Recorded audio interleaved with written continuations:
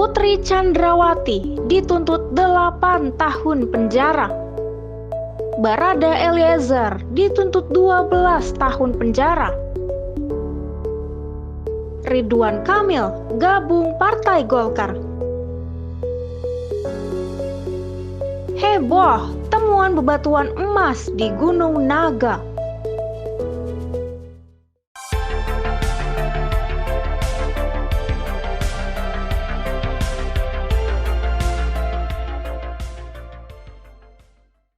Halo Sobat Forum Keadilan, bersama saya Puspita Chandra Dewi. Inilah Forum hari ini. Presiden Joko Widodo didampingi Menteri Pertahanan Prabowo Subianto memperkenalkan Maung sebagai kendaraan taktis buatan Indonesia. Presiden Joko Widodo resmi memberikan nama Maung untuk kendaraan taktis hasil produksi dalam negeri. Peresmian nama ini dilakukan setelah Presiden Jokowi menghadiri rapat pimpinan Kementerian Pertahanan tahun 2023 di Gedung Kementerian Pertahanan pada Rabu pagi 18 Januari 2023. Rantis bernama Maung ini merupakan hasil produksi perusahaan industri militer Indonesia, yakni PT Pindad. Kendaraan ini diluncurkan Presiden Jokowi pada 20 April 2022 lalu bersama PT Dirgantara Indonesia, PT PAL Indonesia, dan PT Dahana. Proses peresmian ini diawali dengan memecahkan kendi oleh Presiden Jokowi yang dilanjutkan dengan menandatangani kap mesin depan kendaraan tersebut. Dalam acara ini, Presiden Jokowi didampingi oleh Menteri Pertahanan Prabowo Subianto, Panglima TNI Laksamana Yudo Margono, Kapolri Jenderal Listio Sigit Prabowo, Kepala Staf TNI Angkatan Darat Jenderal Dudung Abdurrahman, Kepala Staf TNI Angkatan Udara Marsikal Fajar Prasetyo, dan Kepala Staf TNI Angkatan Laut Laksamana Muhammad Ali. Mantap! Ridwan Kamil siap menjadi kader Partai Golkar. Kabar ini diumumkan langsung oleh Ketua Umum Partai Golkar Airlangga Hartarto. Gubernur Jawa Barat Ridwan Kamil menyatakan siap bergabung dengan Partai Golkar. Seusai meresmikan Underpass Dewi Sartika di Bandung kemarin, Ridwan mengaku sudah memantapkan diri menjadi kader Partai Golkar. Ketua DPD Partai Golkar Jawa Barat Aceh Hasan Sazili mengatakan hari ini Rabu 18 Januari 2023 bakal digelar acara pengumuman bergabungnya Ridwan Kamil di kantor DPP Partai Golkar. Bergabungnya Ridwan akan langsung diumumkan oleh Ketua Umum Partai Golkar Airlangga Hartarto. Aceh menyebut sudah ada pembicaraan khusus antara Airlangga dengan Ridwan Kamil. Pertemuan terakhir antara Partai Golkar dengan Ridwan terjadi saat pelantikannya sebagai anggota Kosgoro 1997 Jawa Barat. Namun demikian, menurut Aceh, kartu tanda anggota Ridwan Kamil belum dibuat. Ingat, yang bersangkutan belum menyatakan secara formal akan bergabung ke Partai Golkar. Giliran Putri Chandrawati menjalani sidang pembacaan tuntutan di Pengadilan Negeri Jakarta Selatan. Putri dinilai terbukti bersalah dan dituntut 8 tahun penjara. Terdakwa Putri Chandrawati dengan pidana penjara selama 8 tahun. Putri Chandrawati dituntut 8 tahun penjara atas keterlibatannya dalam kasus pembunuhan berencana terhadap Brigadir Yosua Huta Barat. Sidang tuntutan terhadap Putri Chandrawati digelar pada Rabu 18 Januari 2023 di Pengadilan Negeri Jakarta Selatan. Dalam sidang tuntutan ini, jaksa penuntut umum menjelaskan bahwa Putri terbukti bersalah karena mendukung rencana penghilangan nyawa Brigadir J. Putri dikenakan pasal 340 KUHP junto pasal 55 ayat 1 ke 1 KUHP tanpa adanya alasan pemaaf dan pembenaran atas perbuatan yang dilakukan. Menyatakan terdakwa Putri Chandrawati terbukti bersalah melakukan tindak pidana turut serta melakukan pembunuhan yang direncanakan terlebih dahulu sebagaimana diatur dan diancam pidana dalam dakwaan primer pasal 340 junto pasal 55 ayat 1 ke 1 KUHP. hal memberatkan bagi Putri, yakni perbuatannya yang mengakibatkan hilangnya nyawa Brigadir J dan tidak menyesali perbuatannya. Sedangkan hal yang meringankan, yakni Putri bersikap sopan dan belum pernah dihukum. Berdasarkan hal-hal tersebut, Putri Chandrawati dinyatakan bersalah dan dituntut hukuman 8 tahun penjara. Terdakwa Putri Chandrawati dengan pidana penjara selama 8 tahun, dipotong masa tahanan dengan perintah terdakwa tetap ditahan. Selain Putri, Richard Eliezer juga menjalani sidang pembacaan tuntutan di Pengadilan Negeri Jakarta Selatan pada waktu yang terpisah. Richard dituntut 12 tahun penjara karena dirinya merupakan eksekutor dalam kasus pembunuhan berencana terhadap Brigadir J.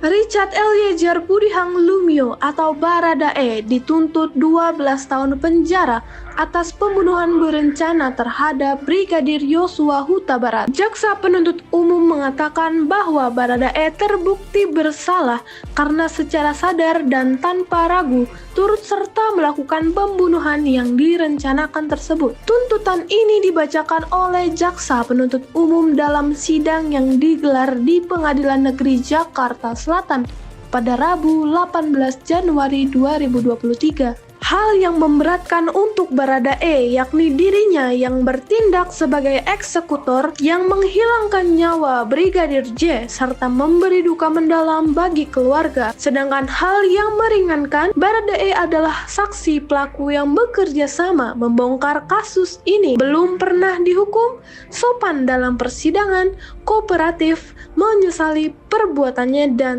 telah dimaafkan oleh keluarga Brigadir J. Baradae dikenakan pasal 340 KUHP jungto pasal 55 ayat 1 ke 1 KUHP tentang tindakan pidana turut serta melakukan pembunuhan yang direncanakan. Dengan pidana penjara selama 12 tahun dengan perintah agar terdakwa tetap ditahan, dipotong masa penangkapan.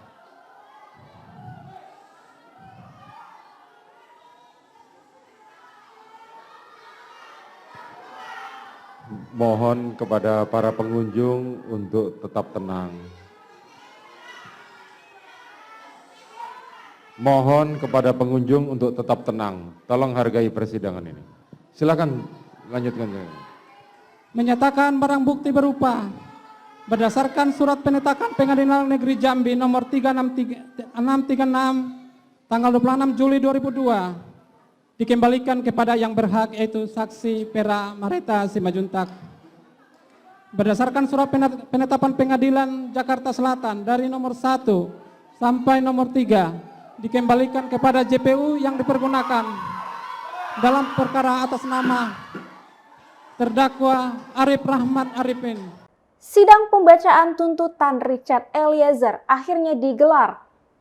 Pada sidang tersebut terlihat banyak fans Richard yang hadir untuk memberi dukungan pada Richard. Jelang pembacaan tuntutan Richard Eliezer pada Rabu 18 Januari 2023, Gedung Pengadilan Negeri Jakarta Selatan ramai dipadati fans Richard. Mantan polisi tersebut diadili sebagai terdakwa kasus pembunuhan berencana Nofriansyah Yosua Huta Barat. Fans Richard yang mayoritas perempuan sudah hadir sejak pagi sambil membawa atribut bergambar wajah Richard. Tidak semua fans bisa masuk, hanya beberapa yang diizinkan masuk oleh petugas demi menjaga ketertiban ruang sidang. Terdapat pula karangan bunga yang dikirim ke gedung PN Jaksel yang bertuliskan dukungan moral untuk Baradae. Para fans berharap Baradae dapat diberi hukuman yang paling ringan sebagai justice collaboration. Artis kenamaan Baim Wong kembali berurusan dengan pihak kepolisian. Kali ini, dirinya yang melapor ke Polda Metro Jaya atas kasus penipuan giveaway yang mencatut namanya.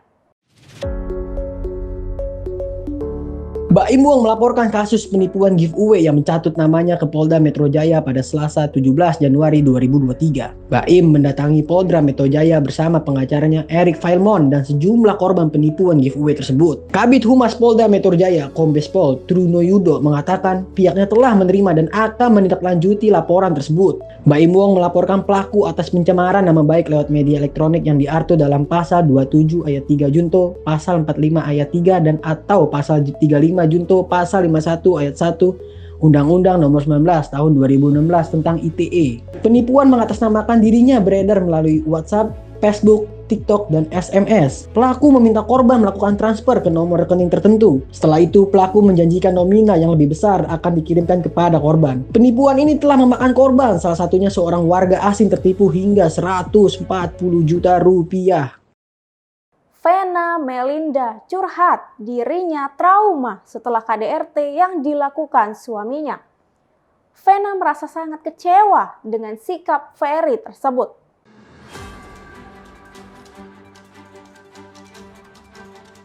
Vena Melinda mengaku masih mengalami trauma mendalam pasca KDRT yang dilakukan Ferry Irawan di salah satu hotel daerah Kediri, Jawa Timur. Saat menghadiri pagi-pagi ambyar Trans TV, Vena Melinda mengatakan meski luka fisik yang dialami sudah membaik, tetapi ia masih trauma hingga kurang tidur dan sulit konsentrasi.